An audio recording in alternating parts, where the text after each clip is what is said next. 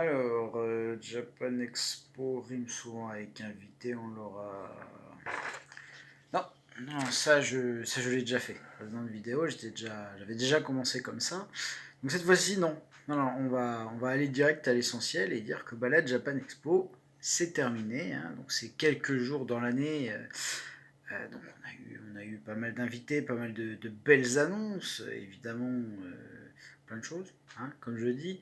Le retour de Noévé en force, hein. Alors, les stands étaient pleins à craquer, des invités de dingue, des gens probablement très contents et le taf a été fait du côté des professionnels, de ce que je suppose fortement. Mais la Japan Expo c'est terminé. Donc à l'année prochaine. Mais si la Japan Expo c'est que quelques jours dans l'année, l'amour du manga finalement c'est toute l'année. C'est toute l'année, tous les ans. Et donc, comme on est là, je vais en profiter pour vous parler de deux de mes mangas, enfin, deux des mangas que j'aime énormément. On va commencer par celui-là, Nibugi Shiden, publié chez Mangetsu, et Mangetsu rime avec qualité Mangetsu, ça veut dire que généralement, selon moi, l'édition est vraiment superbe, hein, que ce soit le travail du lettrage, de la traduction, de l'adaptation, tout est bien fait. Vraiment, il y a une grande qualité qui fait que quand on voit Mangetsu sur un livre, logiquement, il n'y a pas de problème, c'est super bien fait. Et là, pour le coup, on est sur un récit de samouraï adapté d'un roman de Jiro Asada et dessiné par l'un des plus grands artistes du monde, un artiste qui s'appelle Takumi Nagayasu, qui a commencé il y a très très longtemps, on va dire, hein, parce qu'il est pas loin des 90 ans, si je me trompe pas, il est très âgé, mais je trouve que de par son style, c'est l'un des plus grands artistes et c'est littéralement un orfèvre du manga, un artiste qu'il faut connaître et par rapport à ce titre-là, si vous aimez Vagabond, franchement, vous ne pouvez pas passer à côté, clairement.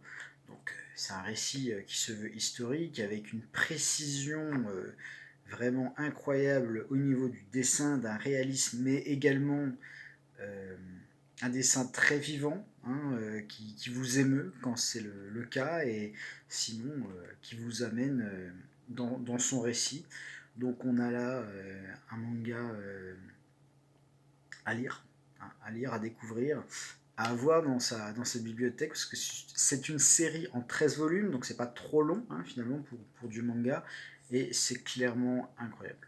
Vraiment, surtout si par exemple vous avez lu Vagabond, hein, je le répète, hein, mais Mibugi Shiden c'est un indispensable du manga, hein. Alors c'est un peu violent, effectivement on est plus sur du seinen manga, hein, donc évidemment ça saigne, ça trisse, ça découpe, mais c'est un très très beau récit qu'il faut absolument lire. Vraiment, hein. Donc ça, c'est fait. Et un petit deuxième, un petit dernier, on va parler d'Akane Banashi. Donc Akane Banashi, qu'est-ce que c'est? Alors déjà, c'est un manga publié chez Kiun depuis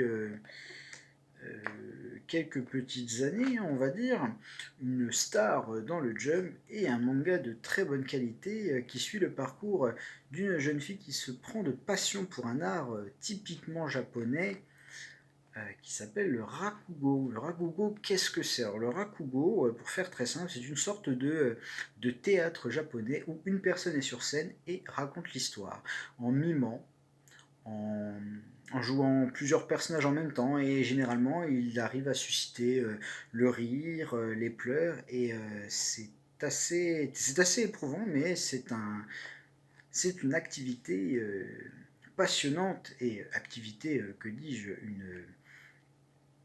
qui fait partie intégrante de la culture japonaise, mais qui peut clairement être accessible aux non-japonais. Clairement, hein, voilà, c'est ce qui fait partie de la culture du Japon, et c'est vraiment quelque chose que je vous invite à découvrir, parce que le rakugo, bah, c'est quand même assez intéressant, et du coup, ce manga nous permet de découvrir ce fameux rakugo, et c'est de très bonne qualité, hein. Les dessins sont très très cool. Vraiment, l'héroïne est très attachante. Vraiment, on a envie de la voir progresser. Et c'est vraiment un des meilleurs mangas publiés chez Kiun actuellement, hein, clairement. Alors, évidemment, il y aura de nouvelles sorties, hein, chez cet éditeur, notamment en 2026. Ichi the Witch, hein, les éditeurs en parleront, et moi évidemment j'en parlerai courant de l'année suivante. Mais Ichi the Witch, c'est aussi le retour d'une autrice, une auteure, une dessinatrice de talent qui aurait pu déjà être connue du grand public il y a quelques années. Et ça c'est toute une histoire assez compliquée, et je reviendrai dessus. Mais voilà, Ichi the Witch fait partie des titres de 2026 à suivre, vraiment, à véritablement suivre, parce que ce sera une bombe en 2026. Et il y aura bien sûr plein de nouveautés, mais d'ici là, je vous invite à découvrir Akane Banashi chez Kiun et Mibugi Shiden chez Mangetsu, parce que même si la Japan Expo c'est terminé, on peut plus ou moins la poursuivre en lisant des mangas toute l'année. Et sur ce, je vous souhaite bonne lecture et bonne journée.